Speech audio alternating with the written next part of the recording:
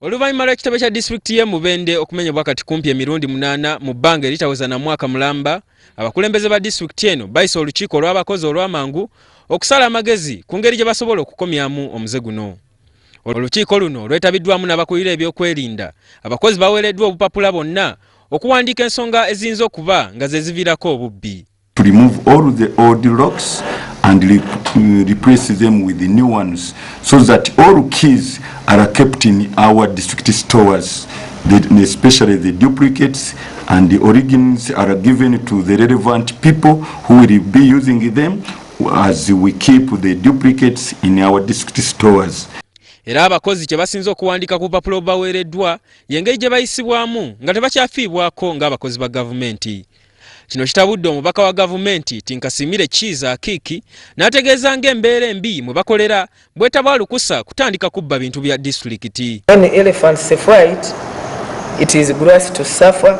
Now the grass is fighting so that the elephant suffers. Kyokka bakansala bagamba nti buli ssaabalabirizi wa gavumenti lwabeerako n'ebiwandiiko by'asaba nga woofiisi za disitulikiti zimenyebwa ne babba ebintu byonna naddala fayiro ne kompyuta. Akulira abakozi ba gavumenti mu disitulikiti eno Nicholas Ochakara agamba nti ebisumuluzo byonna ebya spare byabula nga kirabika abagezigezi bye bakozesa okubba.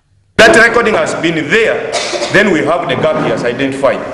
The keys are just picked, returned without verification of whether the items are still secure in the office or not. Aduumira poliisi y'e Mubende naye bamutadde ku nninga ku kiviirako obubbi buno, kyokka nga ku kitebe kya disitulikiti kuliko abaserikale abasasula omusaala wabula yeewozezzaako. Ffenna kubeera wamu engeri tusobola kumalako ekizibu kino.